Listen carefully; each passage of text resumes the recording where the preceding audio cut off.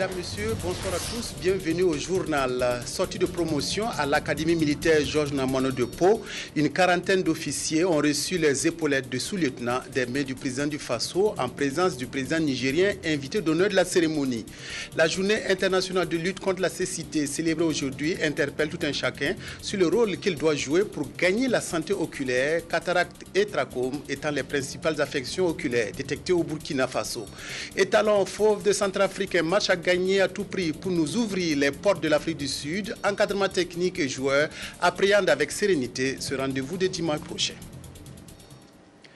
Ainsi donc, 44 élèves officiers de la 12e promotion de l'Académie militaire Georges Namanou de Pau ont reçu hier leurs épaulettes de sous-lieutenant des mains du président du Faso, Blaise Compaoré. La promotion citoyenneté s'est engagée à défendre les nations et à vivre dignement son nouveau métier. La cérémonie de fin de formation s'est déroulée en présence du président nigérien Mamadou Issoufou, parrain de la 12e promotion. Reportage à Pau, Simon Gongo. Le grand salut pour dire merci au chef suprême des armées qui vient de les nommer sous-lieutenants. Arrivés il y a 2 ans au pied du pic Naouri, ces civils ont appris le métier des armes dans la douleur. Ils sont 44 avec une fille, étant burkinabé. Durant son séjour à l'école, la promotion a acquis des connaissances et aptitudes conformément aux objectifs fixés par le commandement qui sont de mettre à la disposition des forces armées des officiers physiquement et moralement aptes au métier des armes et au commandement d'une section d'infanterie dans un environnement de paix, de crise ou de guerre.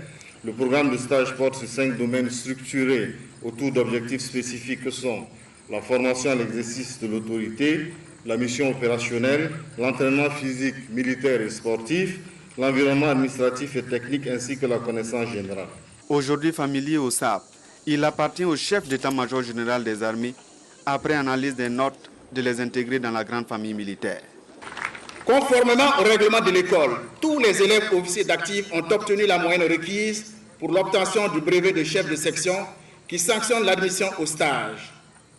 Aussi voudrais-je, avec votre autorisation, Excellence Monsieur le Président du Faso, chef suprême des Forces armées nationales, ministre de la Défense nationale et des anciens combattants, déclarer ces 44 élèves officiers d'actifs dignes de l'épaulette de sous-lieutenant.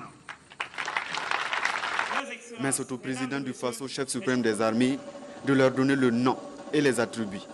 Excellence, Monsieur le Président du Faso, chef suprême des Forces armées nationales, quel nom donnez-vous à cette promotion? Cette promotion s'appellera citoyenneté. Vive de la promotion citoyenneté, je vous nomme sous-lieutenant et vous remets les insignes de votre grade. Tous à genoux, la promotion citoyenneté se voit fixée sur les épaules, l'insigne premier officier. Après quoi ils reçoivent le flambeau des mains de la promotion précédente avec un engagement à l'appui. Sous le nom de la promotion citoyenneté, voici le flambeau de la patrie. Prenez-vous l'engagement devant le peuple de défendre jusqu'au sacrifice suprême, de vivre pour la patrie et de vaincre pour la patrie. Nous nous avons à défendre le flambeau de la patrie contre nos anciens, à vivre pour la patrie et à vaincre pour la patrie. Unité, progrès, justice. Puis ils entendent l'hymne de la victoire au milieu du drapeau flottant qu'ils sont appelés à défendre sous le regard des hautes autorités militaires et civiles et parents, amis et connaissances. Sur le chemin, 2 des leurs ont trouvé la mort le lendemain même de leur arrivée au cours du bayoutage, le bourg, initiation en langue lobiri. Mais cela n'enlève en rien leur détermination à porter les treillis. Au pas, ils ont défilé devant la foule paloise et les autorités militaires des pays voisins. La promotion citoyenneté passe là une étape, celle d'école, à la caserne. À l'issue de la cérémonie de remise d'épaulettes, les sous-lieutenants ont reçu les diplômes au cours d'un dîner.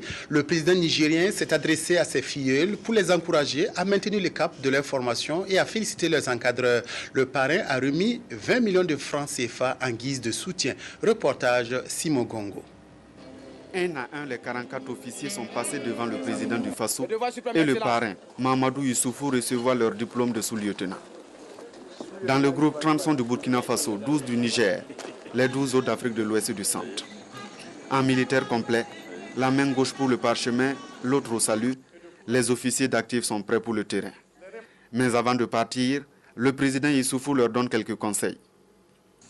Jeunes officiers de la promotion citoyenneté, vous avez choisi d'embrasser le métier des armes. En cet instant solennel, vous avez à l'esprit que ce choix engage votre vie. Vous entrez dans une carrière aussi noble qu'exigeante.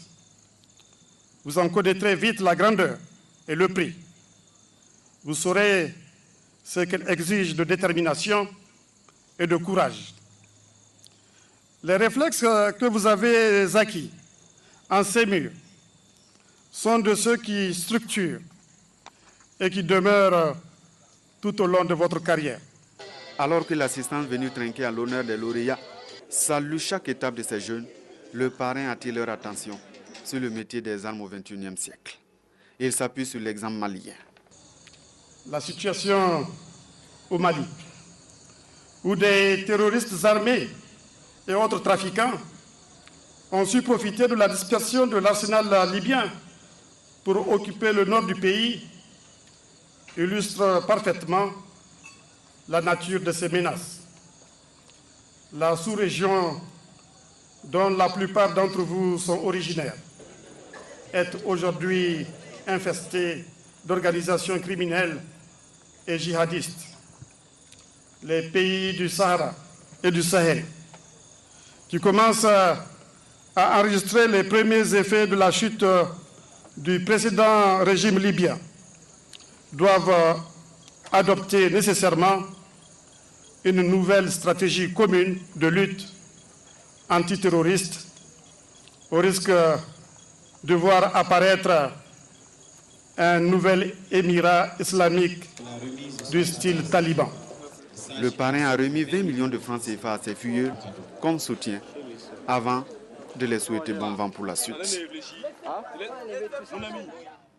Le colonel Badembié Pierre Claver-Nésien, immortalisé par une rue à Ouagadougou, la rue 17-967, au secteur 28 à Sissin, dans le 6e arrondissement, porte désormais le nom de ce valeureux fils du Burkina. La cérémonie de baptême a eu lieu ce matin en présence des parents, amis et connaissances. Le Premier ministre Béyon Luc Adolphe Thiaw a tenu à honorer la mémoire d'un homme qui a marqué la vie de l'armée nationale. Reportage Nyarkiteda. Le nom de feu colonel Badembié Pierre Claver-Nésien, désormais immortalisé dans la capitale burkinabé. Nésien Badembié, le nom de ce grand officier de l'armée voltaïque, a suscité et continue toujours d'alimenter les commentaires dans certains milieux. Son métier, il a appris dans les écoles militaires au Burkina Faso, au Mali, en Côte d'Ivoire, en Algérie, en Italie et en France. Feu colonel Badembié a su capitaliser les connaissances apprises et les mettre au service des forces armées et de la nation avec joie, générosité et dévouement. C'est au regard des multiples valeurs qu'incarnait Pierre Claver Badembié-Nésien et des actes méritoires qu'il a posés de son vivant que le conseil municipal de la ville de Ouagadougou a jugé nécessaire d'honorer sa mémoire en immortalisant son nom sur une des artères de la commune de Ouagadougou. Un baptême salué par ses parents qui ont quitté depuis Pouni-Zawara dans le Sanguier pour venir célébrer avec joie et enthousiasme aux côtés des amis, connaissances et collègues de leurs frères défunts. Pour nous, c'était le signe même des mérites que notre frère a eu sur cette terre et des sacrifices qu'il a acceptés pour son pays. Si le pays le reconnaît, pour la famille, nous sommes aux anges. À la cérémonie de baptême, le chef du gouvernement y était pour honorer la mémoire d'un homme qui avait fait de sa vie militaire un véritable sacerdoce. À travers la mémoire de Nésien Badembié, c'est aussi celle de tous les Burkinabés valeureux qui s'engagent et qui défendent leur pays, qui se battent pour leur pays à un moment de leur existence.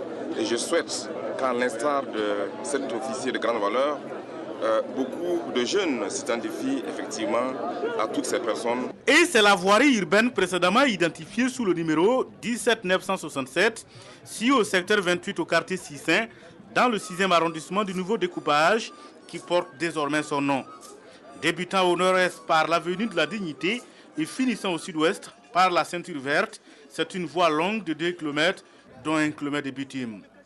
Badembie-Nésien est né en 1936 à Pouni, dans la province d'Issangué, et est arraché à l'affection des siens. C'était le 9 novembre 1982. C'est l'heure de bilan pour l'Association des municipalités du Burkina, AMBF. Le président de l'association, entouré des maires et partenaires, a fait le point des activités réalisées en mettant en avant les acquis et les insuffisances. D'ores et déjà, le président de l'AMBF, Simon Compaoré, est satisfait du chemin parcouru. Reportage, si Sylvestre Da.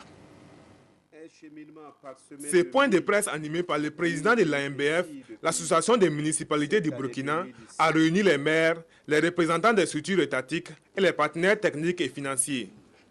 Il répond à un devoir de redevabilité et de transparence de la structure fêtière des élus locaux dont le mandat de 6 ans tire à sa fin. Entre mobilisation des ressources, sortie de terrain et multiplication des partenariats, l'AMBF a engrangé de nombreux acquis. Réalisation des plans locaux de développement, accélération et opérationnalisation du transfert des compétences et des ressources aux collectivités territoriales depuis 2009. Révision à la hausse de la subvention accordée à l'Association des municipalités du Burkina qui passe de 30 à 50 millions de francs CFA. Et ce sont ainsi des dizaines de réalisations qui sont égrenées. À cette conférence, les hommes des médias n'ont pas du tout été avares en question. Ils ont amené le président de l'AMBF à éplucher les problèmes auxquels fait face sa structure. On note des manquements des maires dans leur gestion, des élus locaux trempés dans des trafics de parcelles et des détournements des deniers publics, des relations souvent tendues dans la collaboration des maires avec les contrôleurs financiers qui auraient tendance à outrepasser leurs prérogatives, et Simon Compaoré d'en venir aux regrets et attentes. Un des regrets, c'est le changement de comportement au niveau citoyen. Je disais la violence, là. Il y a combien de maires qui ont eu leur domicile saccagé, leur maison brûlée, leurs véhicules brûlés. Deuxième point, le regret, là, c'est que nous ne sommes pas suffisamment interpellés par la presse. Les gens ne viennent pas vers nous pour dire « Ah, on a appris telle chose. On voulait avoir votre version. » L'AMBF espère aussi une meilleure collaboration avec l'État et ses démembrements, ainsi qu'une confiance accrue des partenaires au développement. Pour Simon Compaoré et son bureau, le bilan est mitigé et il s'apprête à rendre le tablier, avec tout de même le sentiment du devoir accompli dans la marche du processus de communalisation intégrale au Burkina Faso. La modernisation des administrations douanières est un impératif selon l'Organisation mondiale des douanes qui incite à la réflexion 18 pays africains. Depuis lundi, les douanes africaines réunies à Ouagadougou recherchent les voies et moyens de trouver les ressources nécessaires à cette modernisation. La rencontre se tient dans le cadre du projet d'appui à la modernisation des administrations douanières. Reportage Tanga Kafando. C'est Ouagadougou qui a été choisi pour abriter le tout premier atelier du projet d'appui à la modernisation des administrations douanières des pays de l'Afrique de l'Ouest, MADAO. À l'École nationale des douanes, les participants venus de 18 pays d'Afrique de l'Ouest et du Centre vont mûrir la réflexion sur où trouver les moyens pour moderniser leur administration douanière. C'est ce qu'on va apprendre à ce présent atelier. Et ce projet a 3 composantes. Une composante ressources humaines, une composante partenariat. Vous savez que nous travaillons beaucoup avec des usagers, donc il faut développer ce partenariat avec les différents usagers. Et une troisième composante qui concerne les ressources, la mobilisation des ressources. Et pour ce faire, les modules sur la préparation des propositions de projets et financement, l'identification des sources de financement, l'approche des bailleurs de fonds et l'élaboration d'une stratégie de mobilisation de fonds seront développés pendant 5 jours par des experts de la matière. La méthodologie de travail, donc on sert l'OMD, s'applique sur la méthodologie d'apprentissage par l'expérience, C'est-à-dire qu'on va faire une formation interactive à travers beaucoup de jeux de rôle, d'exercices ludiques et pédagogiques pour que les participants soient mis en, disons, situation de négociation, que ce soit avec les collègues ou avec les bailleurs de fonds. La modernisation des administrations douanières se présente comme une recommandation de l'Organisation mondiale des douanes et chaque participant devrait repartir avec les outils nécessaires pour contribuer à la mise en œuvre de cette recommandation. Le projet Madao est financé par l'Agence suédoise du développement international et géré par l'administration douanière du Burkina Faso. Tinkodogo abrite un atelier de formation et d'information sur la libre circulation des personnes et des biens, le droit de résidence et d'établissement dans l'espace CEDEAO. La rencontre se penche aussi sur les projets et programmes des organisations régionales et sous-régionales d'intégration. Il s'agit de formuler des propositions pour améliorer la fluidité du commerce sous-régional et régional à travers la maîtrise des textes communautaires. Reportage à Tinkodogo, Yolande Lompo. Donner plus de visibilité aux actions des organisations régionales et sous-régionales dans notre pays et favoriser des échanges entre les représentants des différents groupes d'organisations professionnelles empruntant les corridors communautaires et les agents de contrôle de l'État sur les entraves vécues au quotidien par les différents acteurs et les moyens de les supprimer, ce sont entre autres les objectifs assignés à cet atelier. Deuxième du genre après celle de Bobo Dioulasso, cette rencontre se propose de faire un bilan du chemin parcouru dans la mise en œuvre des actions de promotion de la libre circulation des personnes et des biens. Depuis 2010, le comité national mis en place au Burkina Faso œuvre sans relâche à l'identification des maux qui minent ce processus et propose des solutions idoines susceptibles de les endiguer. Malgré l'existence de textes communautaires, la libre circulation des personnes et des biens souffre de diverses entraves, telles que les contrôles intempestifs et le racket sur les axes routiers. La méconnaissance des textes par les citoyens de notre communauté. C'est dans cet esprit que les chefs d'État et de gouvernement de la CEDEAO ont signé une série de protocoles et de décisions dont le respect garantit une intégration harmonieuse des peuples de cet espace communautaire.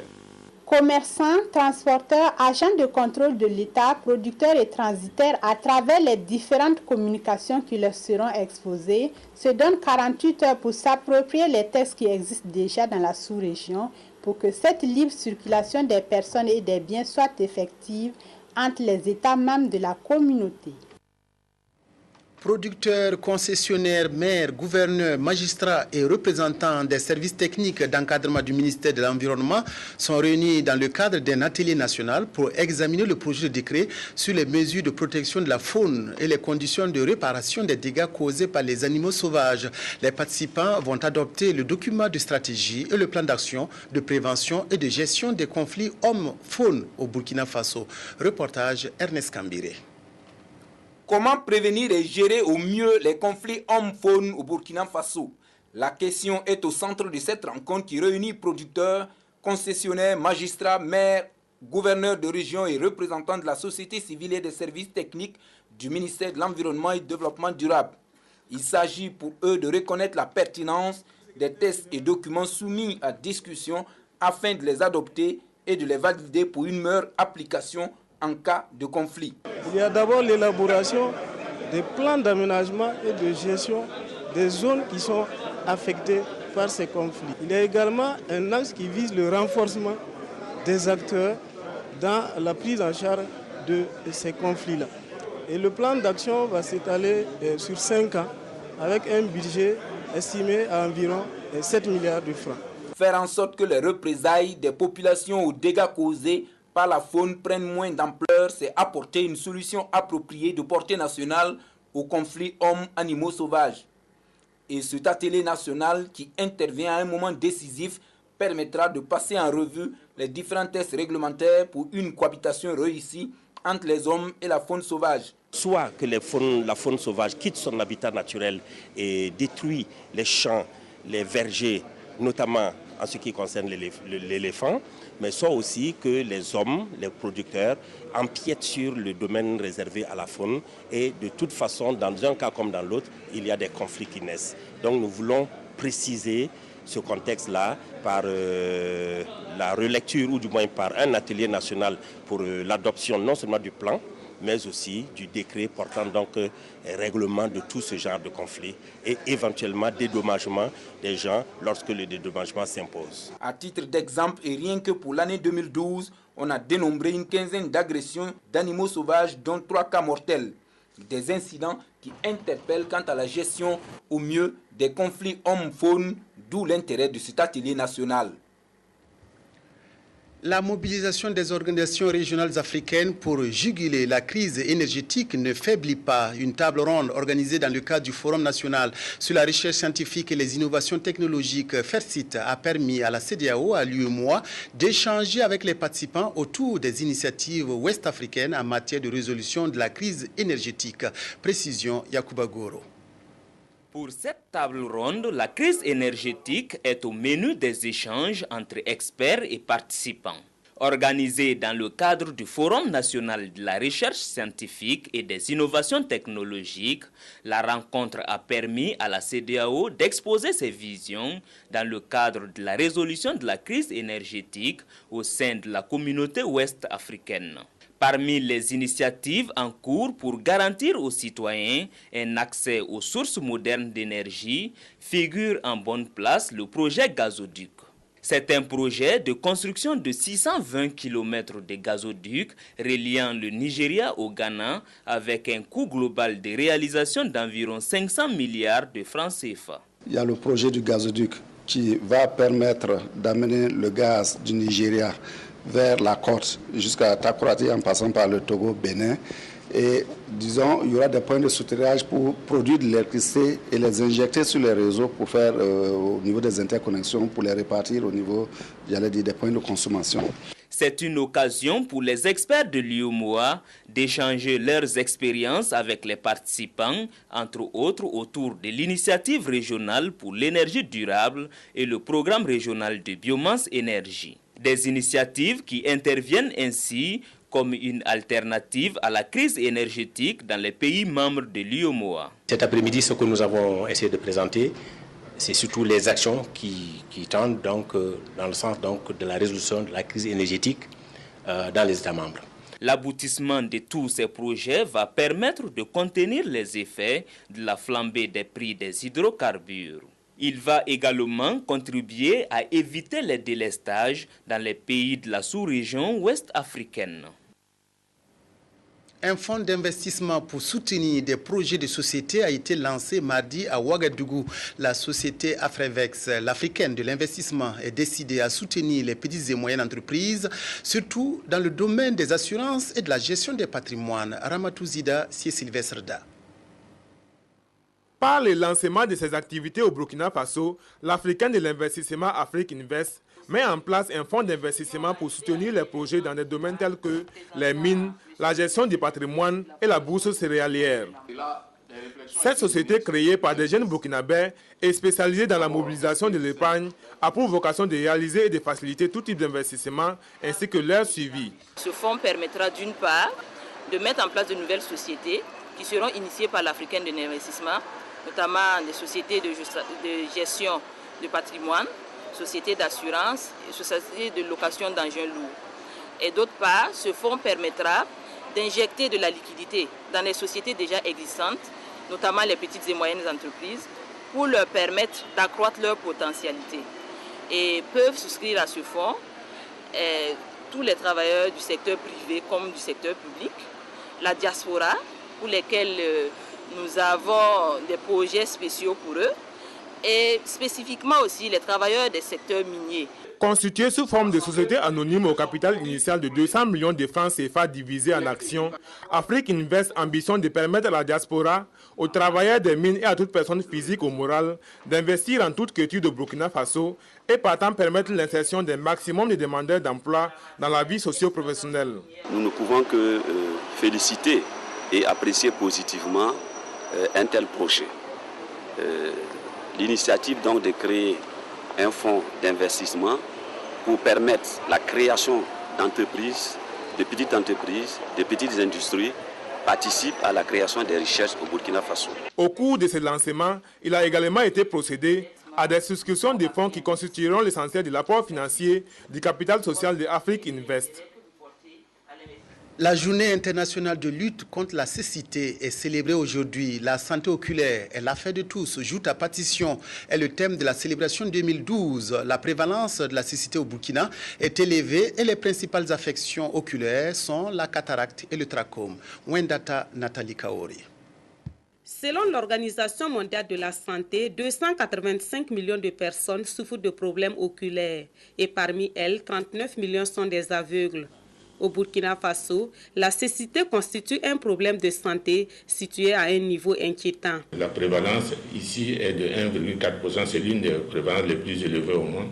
Donc ce n'est pas une prévalence qu'il faut prendre à la légère, ça nécessite qu'on y réfléchisse et qu'on puisse développer des actions visant à quand même réduire un tant soit peu cette prévalence-là. Parmi les principales causes de cécité au Burkina, il y a la cataracte. Cette maladie oculaire se développe avec l'âge et son traitement passe obligatoirement par la chirurgie, comme c'est le cas ici.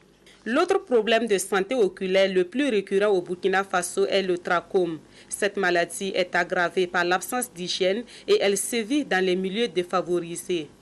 Quand vraiment l'hygiène n'est pas appliquée, que ce soit l'hygiène individuelle ou l'hygiène collective, l'hygiène, que ce soit l'hygiène de l'habitat, quand le milieu n'est pas sain, bon, vous avez plus de chances de développer le trachome et bien sûr plus tard les complications du trachome que sont surtout le trichiasis.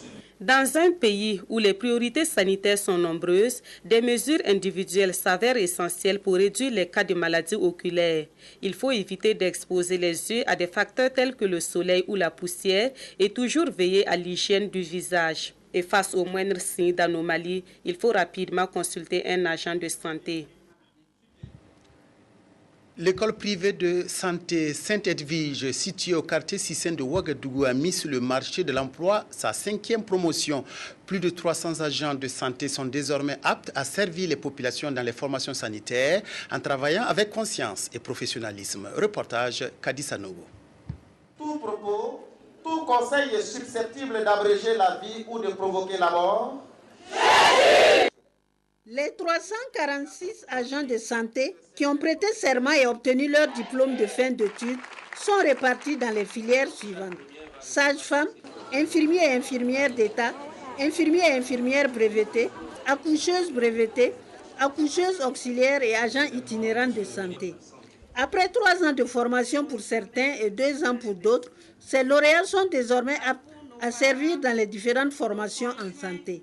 Avec un taux de réussite de 98,29%, la promotion a pris pour nom de baptême conscience professionnelle. Cela m'engage à travailler consciencieusement au service de mes frères et sœurs et surtout les femmes, comme je suis sage-femme. Pour le parrain, la formation professionnelle doit aller de pair avec une bonne maîtrise des connaissances et un sens élevé des responsabilités. Ce centre privé a besoin, bien sûr, d'un accompagnement de ses élèves à la sortie de la formation. Et étant en charge de la formation professionnelle et de l'emploi, on se fera le devoir d'examiner dans quelle mesure leur donner des possibilités, des opportunités pour leur employabilité, pour leur emploi, au niveau donc aussi bien du secteur public que du secteur public. Le conseil que j'ai à donner aux nouveaux lauréats, nous sommes dans un domaine où il faut être vigilant, apprendre. Ce que la science a dit aujourd'hui, demain la science va dire « Ah, on a fait des études, on a trouvé autre chose ». Donc c'est quoi? C'est toujours être aux aguets des nouvelles techniques, des nouvelles technologies, des nouvelles recherches pour pouvoir se perfectionner. À l'occasion, le bâtiment R+2 d'une capacité de 48 lits qui va servir d'internat a été inauguré. Toute chose qui va améliorer les conditions de vie et d'études des élèves. L'ONG WaterAid œuvre à l'amélioration des conditions de vie des populations de 3 communes du Passoré. Des ouvrages hydrauliques et d'assainissement sont mis à leur disposition. L'ONG va plus loin en organisant un atelier pour mettre les acteurs locaux au même niveau d'information. Estelle Judith Assogba. L'accès à l'eau potable et à l'assainissement est aujourd'hui une situation préoccupante dans la province du Passoré. Sur les 9 communes que compte cette province, celles d'Arbolé, de Boquin et de Kirsi sont les moins desservies.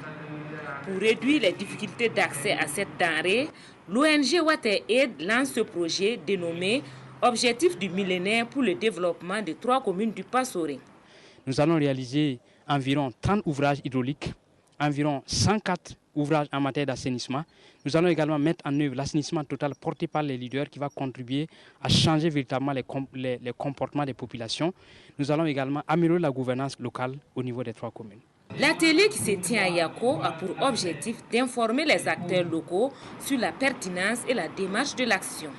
La concertation devrait permettre à l'ensemble des parties prenantes de savoir le rôle et les responsabilités qui sont les leurs.